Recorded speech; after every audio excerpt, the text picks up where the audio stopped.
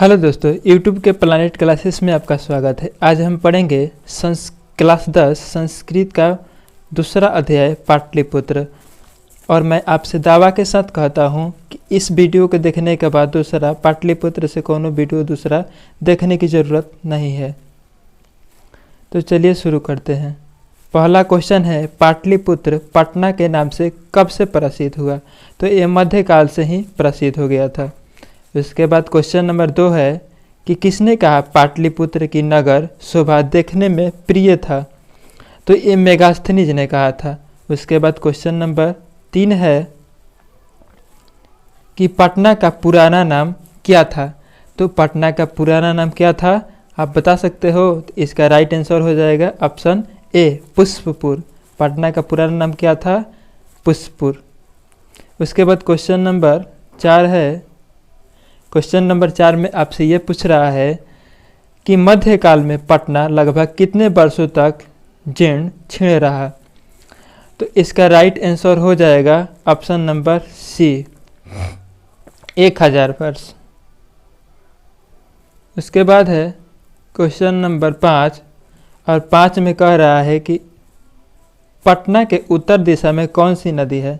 तो पटना के बगल में एक ही नदी है, गंगा। उत्तर में कहे या पूरब में कहे या पश्चिम में, तो गंगा को ठीक कर लेना है। ऑप्शन नंबर ए राइट हो जाएगा। उसके बाद क्वेश्चन नंबर 6 है कि पाटलिपुत्र में कौन बार बार आए हैं? तो पाटलिपुत्र में भगवान बुद्ध आए थे। इसका राइट आंसर हो जाएगा ऑप्शन नंबर सी हो जाएगा। उसके बाद क्वेश्चन नंबर 7 है कि पाटलिपुत्र की पालिका देवी कौन है? तो पाटलिपुत्र के पालिका देवी की बात करेगा तो पटन देवी है। ऑप्शन नंबर सी हो जाएगा। उसके बाद क्वेश्चन नंबर 8 है, पटना किस नदी के किनारे अवस्थित है? तो पटना है गंगा नदी के किनारे। ऑप्शन नंबर सी इसका बिल्कुल राइट हो जाएगा। उसके बाद क्वेश्चन नंबर 9 है कि पटना में कौमुदी महोत्सव कब मनाया जाता था? तो पटना में कौमुदी महोत्सव ये मनाया जाता था, मतलब इसका कहने का सेंस ये है कि पटना में कौमुदी महोत्सव कब मनाया जाता था? तो ये मनाया जाता था गुप्त काल से ही, गुप्त काल से ही। ऑप्शन नंबर ए हो जाएगा। इसके बाद है क्वेश्चन नंबर 10 कि मेगास्थनीज पटना किसके समय में आया था? तो जो मेगास्थनीज था पटना चंद्रगुप्त मौर्य के समय में आया था। ऑप्शन नंबर सी इसका बिल्कुल राइट हो जाएगा। अब क्वेश्चन नंबर 11 की तरफ चलते हैं। तो क्वेश्चन नंबर 11 में कह रहा है कि पाटल पुष्पों की पुतली का रचना के आधार पर पटना के कौन सा नाम है? तो जब ही पाटल पुष्पों के पुस्तिका कहेगा तो ये इसका नाम था उस समय पाटलिपुत्र। ऑप्शन नंबर सी बिल्कुल सही हो जाएगा। उसके बाद क्वेश्चन नंबर 12 है कि बिहार की राजधानी कहाँ है? तो ये सब लोग आप लोग जानते हैं, इसे बताने की ज़रूरत नहीं है। ऑप्शन नंबर ए हो जाएगा पटना। उसके बाद क्वेश्चन नंबर 13 है कि कौमुदी महोत्सव किस अवसर पर दिखाई पड़ता था या किस अवसर पर मनाया जाता था? तो ये याद रखना है, इसका राइट आंसर बी हो जाएगा। दुर्गा पूजा के जो मौसम चलता था, दुर्गा पूजा हम लोग जो मना रहे हैं, उसी के शुभ अवसर पर मनाया जाता था। ठीक है। उसके बाद क्वेश्चन नंबर 14 है कि किस नदी पर गांधी सेतु सड़क मार्ग है? मतलब किस सेतु पर गांधी सड़क मार्ग है? तो इसका 14 का राइट आंसर हो जाए आपका बी, गंगा, क्योंकि इस चैप्टर में गंगा नदी की बात हुई है, तो इससे भी याद रखना है। उसके बाद क्वेश्चन नंबर 15 है कि योग सूत्र के रचनाकार कौन है? तो योग सूत्र के रचनाकार कहेगा तो पतंजलि होगा। इसका राइट ऑप्शन सी हो जाएगा, सी।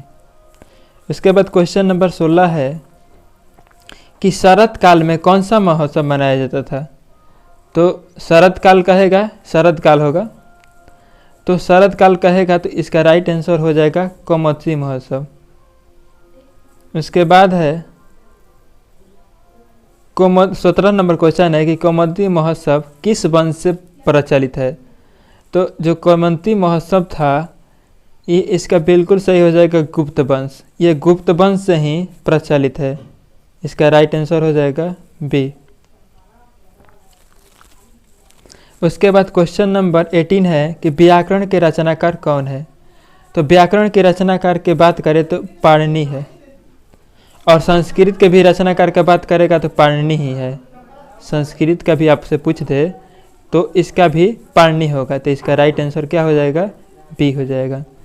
उसके बाद क्वेश्चन नंबर 19 है कि पटना देवी कहाँ अवस्थित है। तो पटना देवी की बात कर रहा है तो पटना में है, इसका राइट आंसर डी हो जाएगा।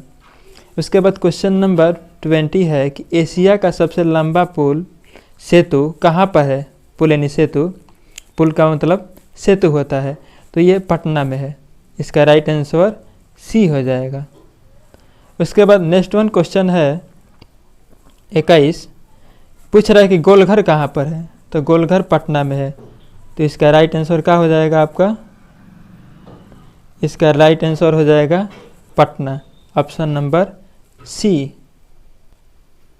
चलिए उसके बाद अगला क्वेश्चन है 22 नंबर कि गुरु गोबिंद सिंह का जन्म कहाँ हुआ था।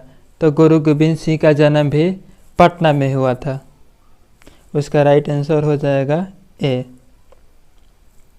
इसके बाद क्वेश्चन नंबर 23 है कि क्वेश्चन नंबर 23 में आपसे ये पूछ रहा है कि मुगल काल में किसका उद्धार हुआ।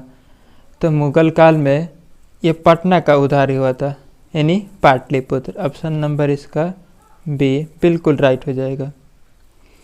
उसके बाद क्वेश्चन नंबर 24 है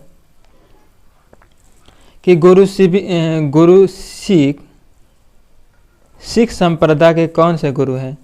तो जो गुरु सिंह है सिख संप्रदाय के 10वें गुरु हैं, इसका राइट आंसर हो जाएगा ऑप्शन नंबर डी। उसके बाद क्वेश्चन नंबर 25 है कि गांधी सेतु कहाँ है। तो हमने आपको पहले ही बता दिया है कि गांधी सेतु पटना में है, नहीं पाटलिपुत्र में है, इसका बिल्कुल सही आंसर हो जाएगा बी। और पूछेगा किस नदी पर है, तो ये गंगा नदी पर है, ये भी याद रखना है। उसके बाद दोस्तों ये वीडियो लंबा ना हो जाए इसलिए इस वीडियो को यहीं तक एंड करते हैं।